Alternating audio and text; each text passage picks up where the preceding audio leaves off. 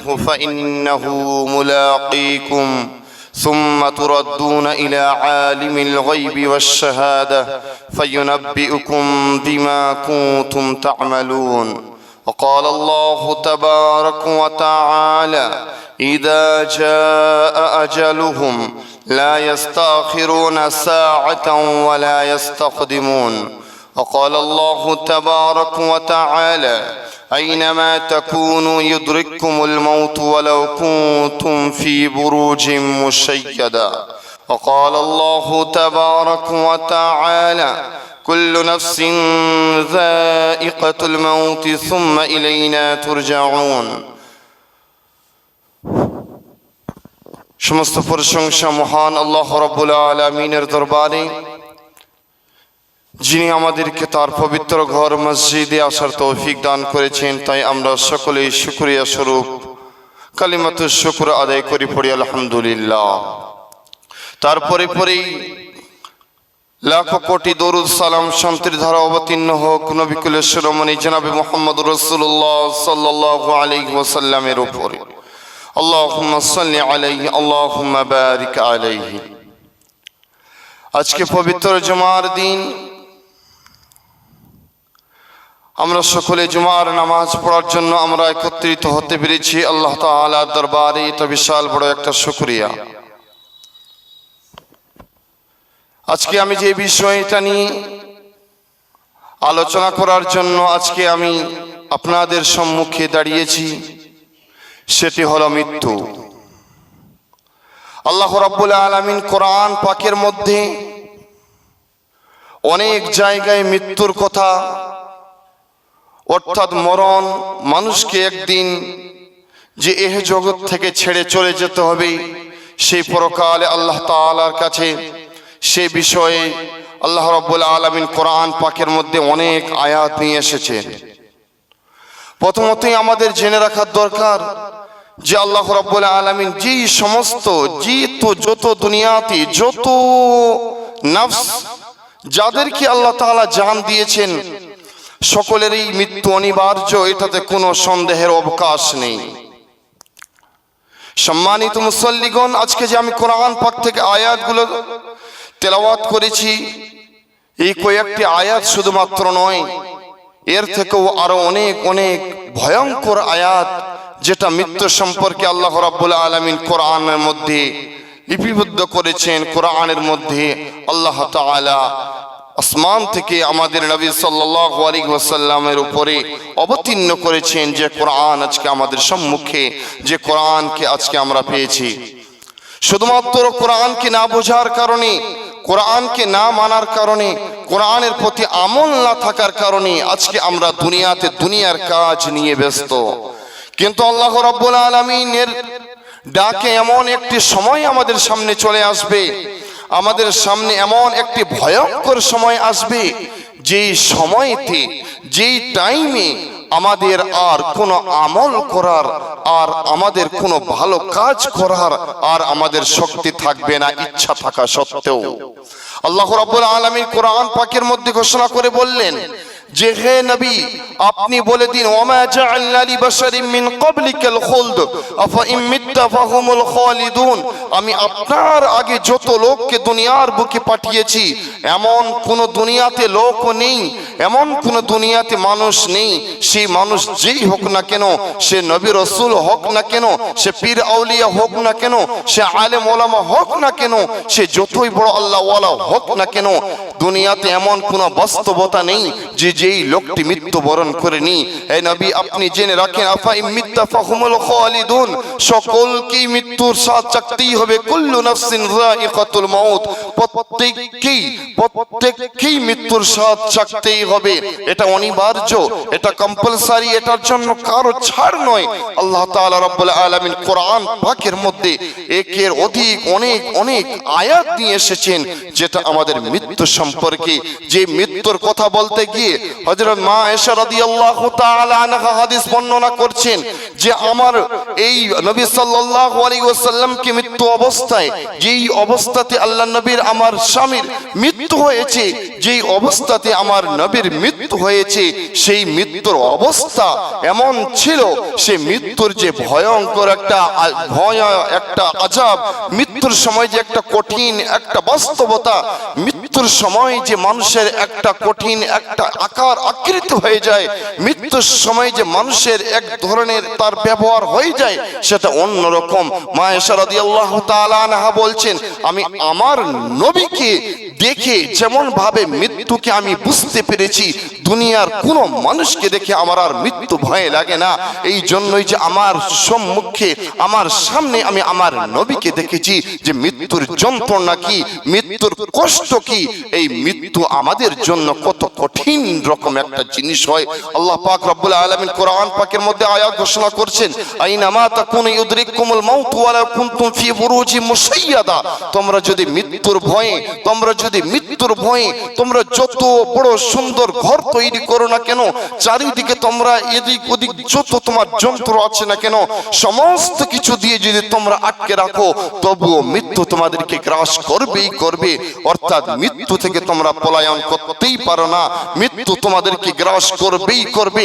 আল্লাহ পাক অপর আয়াতের মধ্যে বলেছেন, কুল ইন্নাল মাউতাল্লাযী তাফিররুনা মিনহু ফাইন্নাহু মুলাকীকুম।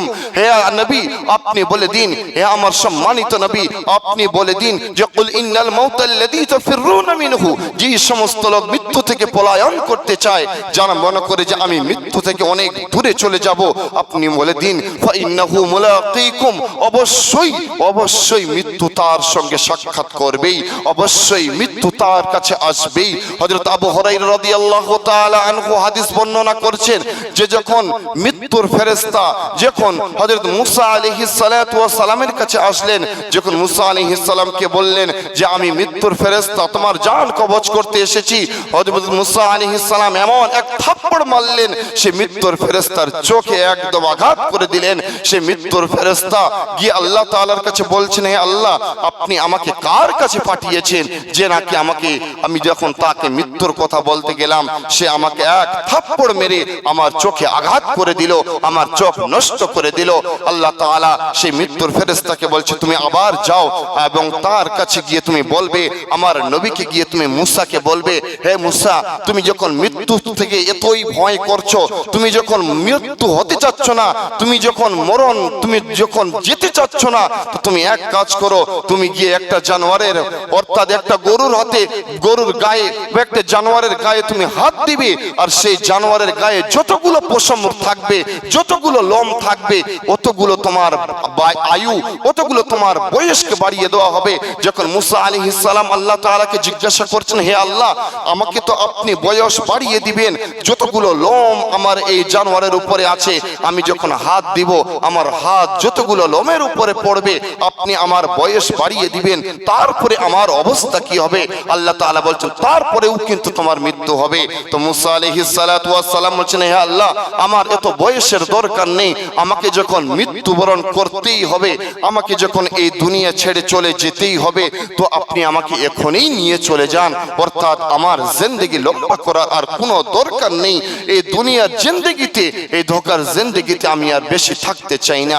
এক কথায় বোঝা গেল প্রিয় মুসল্লিগণ, এই মৃত্যু থেকে এমন কোন লোক নেই যে এই মৃত্যু থেকে পলায়ন করতে পারে, এমন কোন দুনিয়ার বাদশা নেই, এমন কোন যুবক নেই, এমন কোন শক্তিশালী নেই যে এই মৃত্যু থেকে রক্ষা করতে পারে বা এই মৃত্যু থেকে বেঁচে থাকতে পারে। আল্লাহ নবী সাল্লাল্লাহু আলাইহি ওয়াসাল্লাম আমাদেরকে সুন্দরভাবে বুঝিয়ে দিয়ে গেছেন। আল্লাহ তাআলা কোরআন পাকের মধ্যে কত সুন্দর করে বলেছেন, ওয়া আনফিকু মিম্মা রাযাকনাকুম মিন ক্বাবলি আন ইয়াতিয়া আহাদাকুমুল মাউত ফায়াকুল রাব্বি লাউলা আখখারতানি ইলা আজালিন করিব।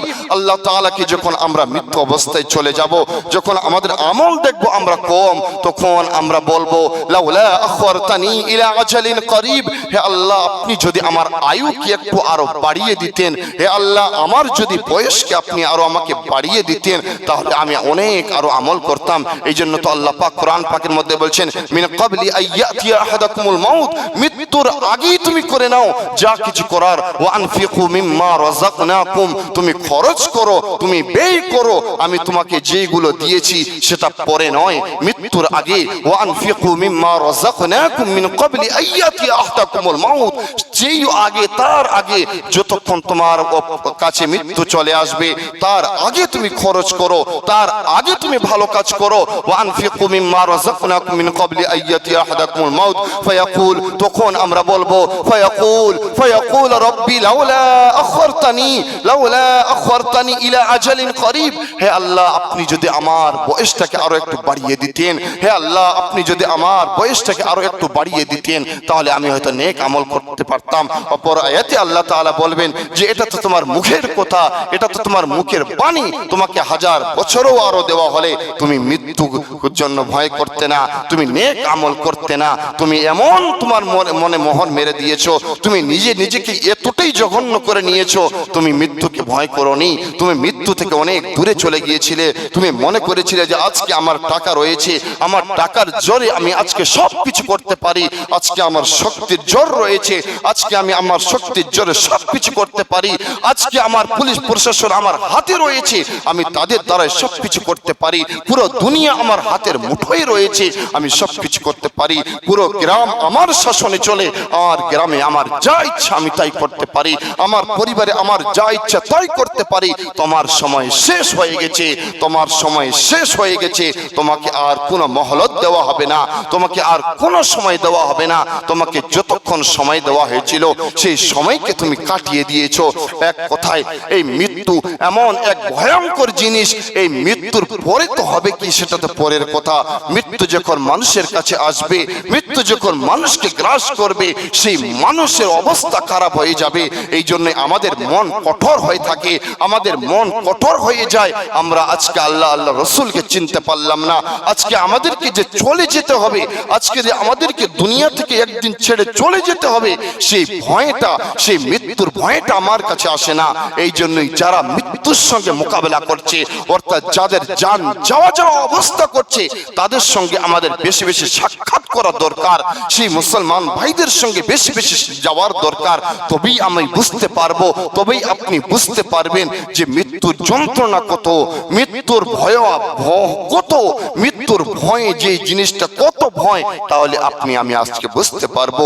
দুনিয়ার তামাশায়, দুনিয়ার রং মেলায় আজকে আমরা মেতে রয়েছি, কিন্তু মৃত্যুকে বলে এই দুনিয়াটা তো সারাটি জীবনের জন্য নয়, এই দুনিয়াটা হলো খানিকক্ষণের জন্য, কিছু সময়ের জন্য আমাদের দিয়েছেন। আল্লাহ পাক বলেছেন ইযা জা আজালুহুম লা ইস্তাখিরুনা সাআতান ওয়া লা ইস্তাকদিমুন, মৃত্যুর কাটা সময় যখন চলে আসবে, আমাদের নির্ধারিত আমরা সময় সকলেই জানি, যখন এখন 12টা বেজে গেল সময় হয়ে গেল PM, আবার যখন 12টা বেজে যাবে আবার সময় হয়ে যাবে AM, অর্থাৎ অটোমেটিক্যালি ঘড়ির কাটা সেট করাই রয়েছে, আপনার আমার মোবাইলের সেরকম ফাংশন করাই রয়েছে, আপনাকে আমাকে বলা লাগে না যে তুমি এখন AM হয়ে যাও, তুমি এখন PM হয়ে যাও, অটোমেটিক যখন 12টা বেজে যাবে অটোমেটিক তার সময়ের কাজ সে করে দিবে, অটোমেটিক PM হয়ে যাবে, অটোমেটিক AM হয়ে যাবে।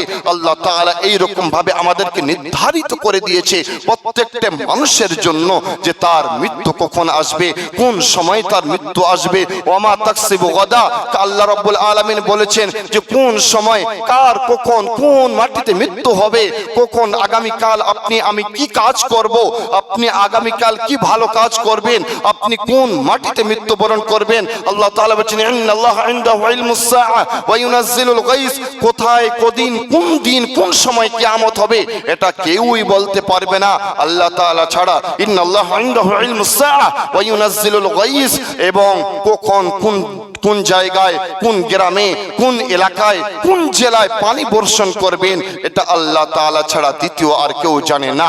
আল্লাহ তাআলা এটাই বলতে চাচ্ছেন যে ওয়া ইয়ালামু মা ফিল আরহাম, এবং মায়ের পেটে কি আছে, মায়ের পেটের গর্ভে সন্তানটা কি আছে। আজকে আমরা হয়তো বিজ্ঞান জেনে নেওয়ার কারণে আজকে হয়তো আমরা সামান্য 1% জ্ঞান অর্জন করার কারণে আজকে আমরা কোরআনের আয়াতের অপব্যাখ্যা করি, নাউযুবিল্লাহ। এই জন্যই উপব্যাখ্যা করি যে আজকে আমরা বলি যে কোরআনে তো আল্লাহ তাআলা বলেছে যে মায়ের পেটে বাচ্চাটা কি হবে কেউই বলতে পারবে না আল্লাহ ছাড়া। আজকে তো আমরা আল্ট্রাসোনোগ্রাফি হিসাবে ডাক্তার বাবুরা তো বলে দেন যে তার পেটে বাচ্চাটা ছেলে হবে কিনা মেয়ে হবে, ও ডাক্তার তো বলতে পারেন, হয়তো আইনে সেটা বলার হুকুম তার নেই, সে বলতে পারে না, অর্থাৎ সে জানতে পারে সে বাচ্চাটা ছেলে সে বাচ্চাটা মেয়ে হবে। তবে তো আল্লাহ তাআলার কিতাব, তবে তো আল্লাহ তাআলার কোরআন তো বলেছে যে মায়ের পেটের গর্ভের বাচ্চাটা কি আছে আমি আল্লাহ ছাড়া কেউ জানে না। অর্থাৎ আল্লাহর কোরআন কি ভুল হলো? আল্লাহর কোরআন তাহলে কি ভুল? না, আপনার আমার জ্ঞানের অভাব, আপনার আমার জানার অভাব। শুধুমাত্র অটোমেটিকলি শুধুমাত্র কোরআনের তর্জমা পড়ে আপনি সবকিছু জানতে পারেন না। শুধুমাত্র কোরআনের তর্জমা পড়ে, শুধুমাত্র তার শুধু অংশটুকুর তর্জমা বাংলা অনুবাদ শুনে, অনুবাদ পড়ে আপনি কোরআনের বিচার করতে পারেন না। কোরআনের ভিতরে ঢুকতে গেলে কোরআনের অনেক অনেক অনেক জ্ঞান গভীরতার দরকার রয়েছে। একটাই কোরআনের আয়াত কারোর জন্য হালাল হয়ে যায়, কোনো সময় সেই জিনিসটা আপনার জন্য হারাম হয়ে যায়। অটোমেটিকলি আমি বোঝানোর চেষ্টা করতে যে যাই হোক, আমি তো বলতে পারি, আমার ডাক্তার তো বলতে পারে যে মায়ের গর্ভে যে বাচ্চাটি রয়েছে সেটা ছেলে কি মেয়ে, সেটা তো বলতে পারে। আর আল্লাহ তাআলা যেটা বোঝাতে চেয়েছেন সেটা সেই উদ্দেশ্য নয়। আল্লাহ তাআলা বোঝাতে চেয়েছেন বাচ্চাটা হবে কেমন, বাচ্চাটা তার বাবা মাকে দেখবে কিনা, সে পরহেজগার মুত্তাকিন হবে কিনা, সে মাতার ইসলামী কাজ করবে কিনা, তার ব্যবহার কেমন হবে। দুনিয়ার ডাক্তার এক জায়গায় হয়ে, পুরো দুনিয়ার ডাক্তার এক জায়গায় হয়ে একটা ডাক্তার বলুক যে সেই বাচ্চাটা হবে কেমন, সেই বাচ্চাটা পিতা মায়ের অনুগত্য করনেওয়ালা হবে কি হবে না, সেই বাচ্চাটা পরহেজগার মুত্তাকিন হবে কি হবে না, সেই বাচ্চাটা মানুষকে সম্মান দেনেওয়ালা হবে কি হবে না, কারোর ক্ষমতা নেই। আর আমার আল্লাহর ইচ্ছা হলো, আর আমার আল্লাহ তাআলার কথা হলো এটাই যে বাচ্চাটা হবে কেমন দুনিয়ার কোনো ডাক্তার বলতেই পারে না। তো যাই হোক, আমার সেটা বিষয় নয়। তো আল্লাহ তাআলা বলছেন এই কিছু জ্ঞান শুধুমাত্র আমি জানি, এই কিছু জ্ঞান শুধুমাত্র আমার কাছেই রয়েছে, আমি ছাড়া এর জ্ঞান আর অন্য কেউ জানে না। ওমা তাদরি নাফসুম মাযা তাকসিবু গাদা, এবং আগামী কাল আপনি আমি কি করব, আগামী কাল আপনি কি কাজ করবেন, আমি কি কাজ করব আমি জানি না। ওমা তাদরি নাফসুম মাযা তাকসিবু গাদা, এবং বিআইয়ি আরদিন তামুত, এবং আপনি কোন জায়গায়, আপনার কোথায় মৃত্যু হবে, আমার কোথায় মৃত্যু হবে, আপনি আমি ছাড়া, আল্লাহ তাআলা ছাড়া আপনি আমি কেউই জানেন না। এই জন্য ভাই সকল, আমাদেরকে সর্বদাই মৃত্যুর সর্বদাই ভয়টা আমাদের দিলে নিয়ে আসতে হবে। মৃত্যুর যন্ত্রণা কিভাবে হয়, যারা অসুস্থ পড়ে আছে, যারা মৃত্যুর সঙ্গে মোকাবেলা করছে, তাদের সঙ্গে একটু আমাদেরকে দেখা করার দরকার, তাদের মুখে একটু শোনার দরকার। আজকে দুনিয়ার গাফিলাতে, দুনিয়ার রং তামাশায়, দুনিয়ার খানিকক্ষণে কিছু একটু করব। আজকে আমরা যারা যুবক রয়েছি মনে করছি আমার এখনো বয়স রয়েছে, আমার এখনো বয়স অনেক রয়েছে, একটু বয়সটা হয়ে যাক, এই সময় দাড়ি রাখবো, কেমন একটা লজ্জা লজ্জা লাগে না? এই সময় পাঞ্জাবি পরে নামাজ পড়তে যাব, এই সময় টুপি পরে আমি নামাজ পড়তে যাব, এই সময় ইয়ং বয়সে আমি দাড়ি রাখি, আমি হয়তো সামনে দাড়ি না রাখলেও আমি নামাজ পড়তে যাব, টুপি পরে বাইরে আসবো, আমার এটা শোভা খায় না। আমি ছেঁড়া ফাটা পেন পরবো, মানুষ আমার লজ্জা স্থান দেখবে, মানুষ আমার সবকিছু দেখবে। যুবক, আপনার আমার লজ্জা রাখার দরকার, আপনাকে আমাকে সতর ঢাকা লাগা লাগবে। আপনি আমি জানি না যে সতর কতটা ঢাকা। আপনি হাফ প্যান্ট পরে আপনি হাঁটুর উপরে কিভাবে নির্লজ্জার মতো ঘুরছেন, আপনি কি করে নির্লজ্জার মতো হাফ প্যান্ট পরে আপনি আমি কি করে রাস্তায় ঘুরে বেড়াচ্ছি, লজ্জা রাখার দরকার।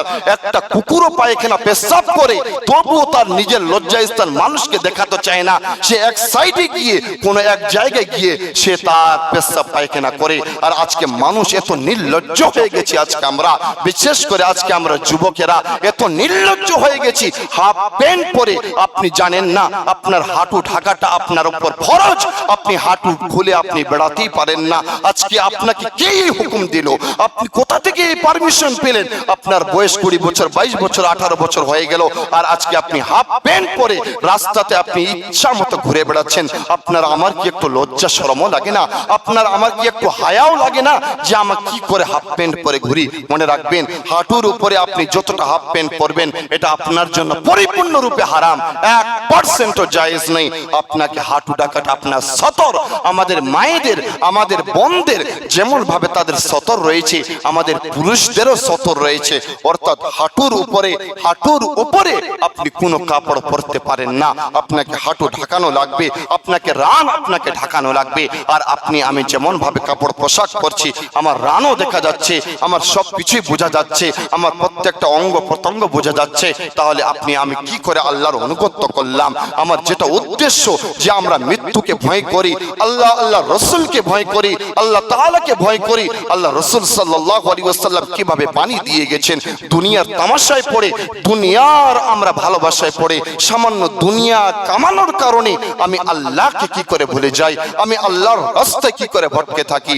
এই জন্য প্রিয় মুসল্লিগণ, সম্মানিত মুসল্লিগণ, আমাদের জেনে রাখার দরকার, আমরা শুধুমাত্র পিতা হয়েছি পিতা নয়, পিতা মাতার যেমন ভাবে হক রয়েছে ছেলে সন্তান যেমন করবে, সেমন ভাবে পিতা মাতারও হক রয়েছে, আপনাকে সন্তানকে সেইভাবে করতে হবে। শুধুমাত্র পিতা মাতারই হক আল্লাহ দিয়েছে এমনটা নয়, সন্তানেরও হক রয়েছে। আজকাল আমরা পিতা মাতা অনেকে মনে করি শুধুমাত্র সন্তানেরাই আমাদের করে যাবে আর আমরা কিছু করব না, এটা পরিপূর্ণ ভুল কথা। তার মধ্যে একটা কথা এর মাধ্যমে এটাই বলে যায়, আপনি পিতা হয়েছেন, আপনাকেও সেই রকম ভাবে দুনিয়াতে চলাফেরা করতে হবে। সব থেকে বড় জিনিস আজকে আমরা দেখতে পাই, ভাই ভাইয়ের মধ্যে যুদ্ধ লেগে যায়, ভাই ভাইয়ের মধ্যে মারামারি লেগে যায়। কি জন্য? এক নম্বর হলো সম্পত্তির জন্য। আমি আজকে অনুরোধ করে যাব, আপনার বয়স চলে যাওয়ার আগে, অর্থাৎ আপনি বুঝতে পারছেন যে আমার শরীর এখন অসুস্থ হয়ে যাচ্ছে, হয়তো কেউ ইয়ং বয়সে মারা গেলে সেটা তো ভিন্ন কথা, আপনি বুঝতে পারছেন আমার বয়স এখন শেষের দিকে চলে যাচ্ছে, আপনি কি করবেন? আপনি যদি বাঁচতে চান, আপনি যদি আল্লাহর কাছে রেহাই পেতে চান, আপনি যদি আল্লাহর কাছে বাঁচতে চান, আপনার ছেলে মেয়েদেরকে যার যেমন সম্পত্তির ভাগদার রয়েছে আপনি তাদেরকে ভাগ বন্টন করে দিয়ে চলে যাবেন।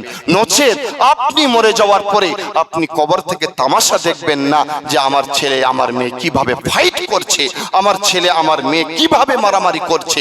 এটা যদি দেখতে না চান, আল্লাহর কাছে যদি পাকড়াও না হন, তবে আপনি আপনার মরার আগে, আপনার বয়স শেষের আগে আপনার ছেলেকে আপনার মেয়েকে পরিপূর্ণভাবে যে যেমন হকদার সেরকম ভাবে তাদেরকে বন্টন করে দিয়ে যাবেন, সেই রকম তাদেরকে সম্পত্তি আপনি দিয়ে যাবেন। আর শুধুমাত্র আমি আমার সন্তানকে আমার ছেলেকে দিব আর আমার মেয়েকে দিব না, আমি আমার মেয়েকে অনেক টাকা দাম দিয়ে আমার মেয়েকে বিয়ে দিয়েছি, আপনাকে কে দান দিয়ে বিয়ে দিতে বলেছে? আপনি সেই ঘরে যাবেন কেন যে ঘরে দান দিতে হবে? তাহলে আপনার প্রশ্ন আসতে পারে যে আমি ভালো ঘর দেখতে গেলে, ভালো চাকরিওয়ালা পেতে গেলে, ভালো ব্যবসায়িক দেখতে গেলে আমাকে টাকা দেওয়া লাগে। আপনি কোথাও এমন দেখাতে পারবেন যে আপনার সন্তান, আপনার মেয়েকে আপনি বিবাহ দিয়েছেন, তার বাড়িতে খাওয়ার না থাকার কারণে সে আপনার মেয়েটা মারা গিয়েছে, আপনার মেয়েটা না খেতে পেরে সে অসুস্থতায় পড়ে আছে? কিন্তু আপনি দেখবেন আপনি জামাই বাছাই না করার কারণে, আপনার জামাই জানোয়ারের মতো ব্যবহার করার কারণে আপনার মেয়ে হয়তো সুসাইড করেছে, নচেত আপনার মেয়ে অন্য কোথাও চলে গিয়েছে, নচেত আপনার মেয়ে অশান্তিতে রয়েছে। এই জন্য মনে রাখতে হবে, ভাতের জন্য কেউ মরে না, ও মানুষের জন্য মরে। এই জন্য আপনি জামাই বাছাই করবেন, শুধুমাত্র টাকাওয়ালা নয়, মানুষকে দিবেন, জানোয়ারকে নয়। আজকাল অনেক যুবক দেখা যায় অমানুষিকতা কাজ করে, এমন নির্লজ্জ কাজ করে, তার স্ত্রীর সঙ্গে এত খারাপ কাজ করে তার স্ত্রীকে বাধ্য হতে হয় সুসাইড করা। নাউজুবিল্লাহ, এটা তো সমর্থন আমি করি না বা খারাপ জিনিস, কিন্তু তাকে বাধ্যতামূলক সে এরকম কাজ করে ফেলে। এই জন্য জামাই বাছাই করবেন, আপনার মেয়েকে যার হাতে তুলে দিবেন, দেখবেন ছেলেটা কেমন, আপনি দেখতে যাবেন না তার আছে কি, সে দুনিয়া থেকে হালাল রুজি এনে খাওয়াবে, কিন্তু আপনাকে বাছাই করা লাগবে। যেটা আমার উদ্দেশ্য, সকল মুসল্লি ভাইগণ, আজকে আমরা মৃত্যুকে ভয় করি, মৃত্যু থেকে আমরা কোথায় চলে যাব? আজকে আমরা কেন মনে করছি যে আজকে আমি যুবক রয়েছি, আজকে আমার শক্তি রয়েছে, আজকে আমার টাকা রয়েছে? যদি মাত্র শুধুমাত্র টাকার জন্য, শুধুমাত্র শক্তির জন্য, শুধুমাত্র এইগুলোর জন্য যদি দুনিয়াতে বেঁচে থাকা যেত, ও কারুনা ও ফিরআউনা ও হামান, তাদের কত সম্পত্তি ছিল, আল্লাহ তাআলা তাদেরকে সাধুলির সঙ্গে সাফ করে দিয়েছেন, আল্লাহ তাআলা তাদেরকে এবং নিস্তানাবুদ করে দিয়েছেন। এক কথায় বোঝা গেল, শুধুমাত্র টাকার জন্য, শুধুমাত্র নিজের শক্তির জন্য দুনিয়াতে কোনো মানুষ বেঁচে থাকে না। আর আজকে আপনি মনে করবেন আজকে আমি তরতাজা যুবক, আজকে আমার কিছুই নেই। আপনি ভাই কেন এটা মনে করছেন? আপনার এখন মৃত্যু আসতে পারে না।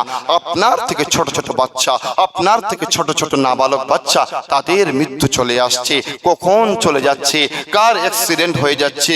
গত কয়েকদিন আগে আমাদের এখানে ছোট্ট একটু বাচ্চা মিশনে পড়ে, তার মনে হলো তার ছোট্ট বাচ্চা একটা জেদ হতে পারে, মেলা লেগেছে, সে বাড়িতে বারবার ফোন করছে যে আব্বা দাদু আমাকে একটু মেলাতে নিয়ে চলো। আর দাদু একটু আদরেরই হয়, একটু পেয়ারাই হয়, তো তার দাদু তার নাতিকে নিয়ে এসে মেলাতে যাচ্ছে। আল্লাহ তাআলার কি কাজ, মেলাতে না যাওয়ার আগেই রাস্তাতে অ্যাক্সিডেন্ট হয়ে ছোট্ট বাচ্চা সেও মারা গেল, আর তার দাদু সেও মারা গেল। দেখেন আল্লাহ তাআলা কি নেলা।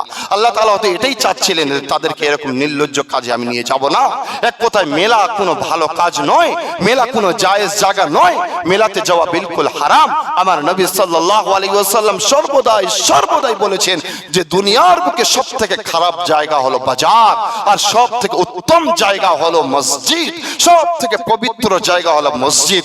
কিন্তু মানুষ আজকে আমরা উল্টো ভাবে চলছি, সব থেকে বেশি লোক থাকে বাজারে আর সব থেকে কম লোক থাকে মসজিদে। এই জন্য আল্লাহ তাআলার চাকা উল্টো দিকে ঘুরে। পানির সময় পানি নেই, আমাদেরকে ইস্তিসকার জন্য নামাজ পড়ি আমরা মাঠের মধ্যে, আমরা আল্লাহ তাআলার কাছে দোয়া করি। অর্থাৎ বোঝা গেল যদি আমাদের আমল ঠিক থাকে, আমাদের নেক আমল ঠিক থাকে, তবে সব কিছু আল্লাহ তাআলার পরিচালনা যেমন ভাবে করবেন সবটাই ঠিক থাকবে। বন্ধুগণ, আমার যেটা বলার উদ্দেশ্য, মৃত্যুকে ভাই সর্বদাই স্মরণ করি, মৃত্যুর আগে যা কিছু করার এটা করি। আপনি এটা কেন মনে করছেন যে আমি মৃত্যুর পরে আমার ছেলে আমার জন্য কি করবে, আমার পরে আমি মরে যাব আর আমার ছেলে গরু কাটে খাইয়ে দিবে, আমার জন্য ঠিক হয়ে যাবে? আর ভাই এটা কখনোই নয়। আপনি করে যান, আপনি কি করবেন? আপনি এটার উপর কেন ভরসা করে থাকছেন যে আমার সন্তান? আর আমাদের মধ্যে বড়ই একটা আফসোস, না বললে এটাও লাগে না, যেহেতু মৃত্যুর কথা এসছে, মৃত্যুর পরে যে বাড়িতে মানুষ মরে, আজকে দেখেন আমরা মানুষ কিভাবে উল্টো পথে চলছি।